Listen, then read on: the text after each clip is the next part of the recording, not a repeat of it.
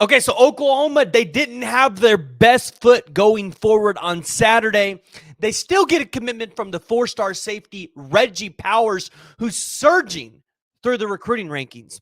But Oklahoma, they're still in the mix for a couple of four-star prospects. They're looking to flip a couple five-star guys. One that quite a few of you guys have actually jumped in the comments and asked about. And we're going to address that five-star today. But before we do that, I need to hear from you guys. So jump down in the comments below. Join the discussion. Drop your questions because, listen, we're going to answer one of them today, and I'd love to answer more. And we'll actually highlight you guys out going forward. Now, additionally, if you haven't already, hit that like and hit that subscribe button. But Oklahoma got that commitment from the four-star safety Reggie Powers on Saturday in the loss to Kansas. Really big news because Reggie Powers is a guy that we think could play cheetah for Brent Venables and this defense. So good news going forward there. Oklahoma gets another commitment, and Oklahoma is still looking forward to a couple guys on the recruiting trail. Now, although there is no real news in terms of new news, well, actually, let me scratch that because we'll start with Eddy Pierre-Louis. Eddy Pierre-Louis, a lot of you guys might have heard, I got a text on Saturday and I was told not to say anything, and then it had already gotten out. So I was like, well, what the, whatever, right? Eddy Pierre-Louis did not attend the UCF game. There was reason to believe that, hey, maybe he was just being hidden somewhere else. He wasn't sitting with the recruits, but we did get confirmation, hey, he was not there. So the question is, what's going on in that recruitment? Because you saw all the predictions flow in for Oklahoma. And then you heard, well, he's not attending the OU game. Well, now he's attending UCF. Then he didn't attend UCF. So both staffs, you have to feel, are kind of sitting here doing this, scratching their head going, so what's this kid going to do? Where's he going to go play football? Well, he's got a visit currently scheduled to end up at Oklahoma at West Virginia. We will have to see if he ends up making it out to UCF before season's end. Listen, UCF's not doing very good right now. So that could only hopefully work in Oklahoma's favor. And then additionally, you've got Grant Brix. Grant Brix attended Nebraska this past week. Huge win for Nebraska to be able to get him on campus a couple days after you park your semi-truck and trailer outside of his school. A little weird, though, because we all know this kid doesn't like to talk a whole lot, doesn't like the spotlight, and Nebraska put the spotlight on him at his high school. So you almost have to wonder, hey, is that going to work against them? Is that actually going to be effective? I don't know. We'll have to see there. But other than that, you're really looking to just flip a couple guys at this point. I know some of you guys might say, hey, well, what about Jordan Seaton? Guys, I'm not really counting on that for Oklahoma. What about Kobe Black? Yes, Kobe Black said he was going to visit Oklahoma. There's a visit scheduled for West Virginia, supposedly. I'm not counting my cards on it. OU was not in his top, I believe it was 5 or 6. I don't think Oklahoma's going to get Kobe Black. Now, things could change, right? It's 5-star recruitment. He got to watch the OU Texas game. He got to watch Gentry Williams ball out. There might be a part of him that says, hey, I want to be a part of that. Jay Valai is a good coach, right? And there's relationships, obviously, there. So, I'm not saying Oklahoma doesn't have a shot, but, if it was something that you'd put a gun to my head today and you made me bet on it, I'm not betting on it, right? I'm not betting on him ending up at the University of Oklahoma.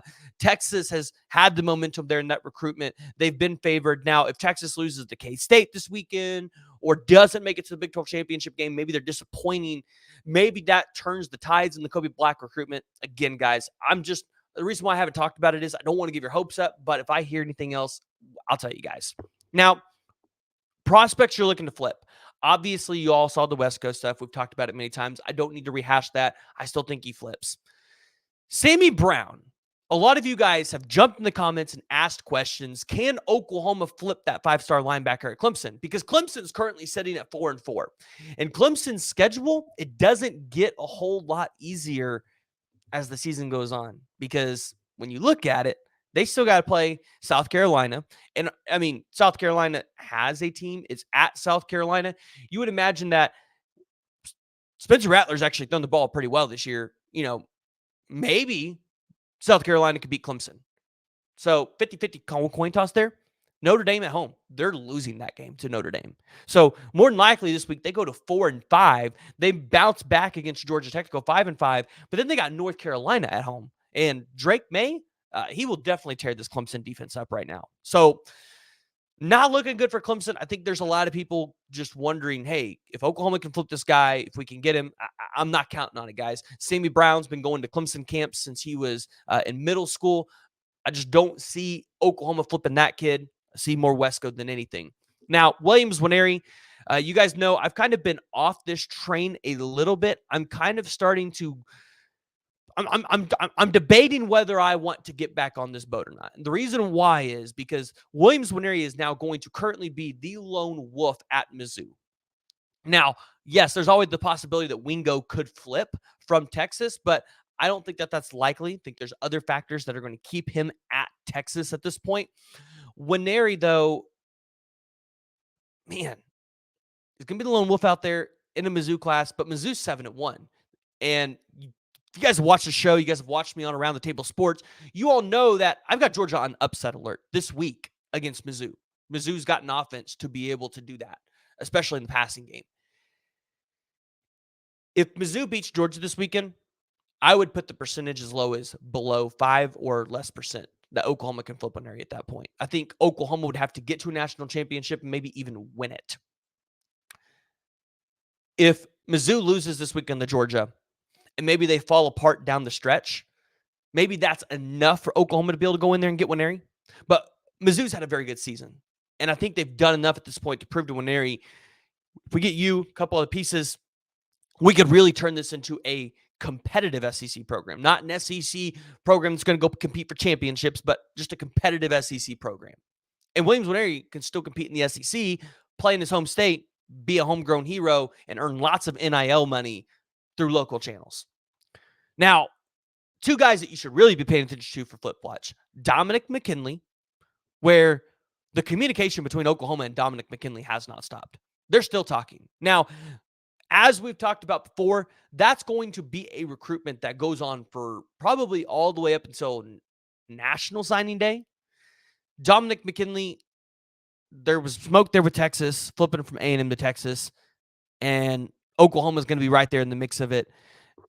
Listen, I told you, it is more likely that Oklahoma gets 2 5-star defensive linemen in this class than they did just one. And I'm still under that belief. So keep your eyes peeled on Dominic McKinley. The things at Texas A&M are not good. It's falling apart. Their NIL collective, I believe it was under investigation this summer, and I don't know exactly where that's been. So we need to maybe even take a look at that even a little bit more. So that'll be interesting there. And then Terry Bussey, the 5-star Oklahoma's recruiting him as a wide receiver, but an athlete, a guy that can play the defensive side of the ball for you as well. This is a guy that Oklahoma needs to get on campus because he can do so much for you, right? And maybe if you're full at the wide receiver room and you need an additional cornerback, you can switch him. Maybe he's a guy that can even play snaps on both sides of the ball for you because he's just that talented. And we've started to see teams do this. You've seen Saki out at Utah, and then you've got Travis Hunter out at Colorado doing this. So Oklahoma, I think, could get Terry Bussey, especially if the situation at Texas A&M continues to go on a downward spiral. So those are two guys that you want to keep your eyes on in terms of flips. We got some 2025 guys coming up this week. We'll have a video coming out on Wednesday, specifically around 2025 recruiting. But guys, I want to hear from you, and I want you guys to join the discussion and give me your thoughts around Oklahoma recruiting, the 2024 cycle. Who do you think flips? Who do you think Oklahoma lands? There's a lot of drama, of course, as recruiting. It wouldn't be recruiting, Oklahoma recruiting, if there wasn't drama. So want to hear from you guys. I want to hear what your thoughts are. If you haven't already, go ahead and hit that like and hit that subscribe button.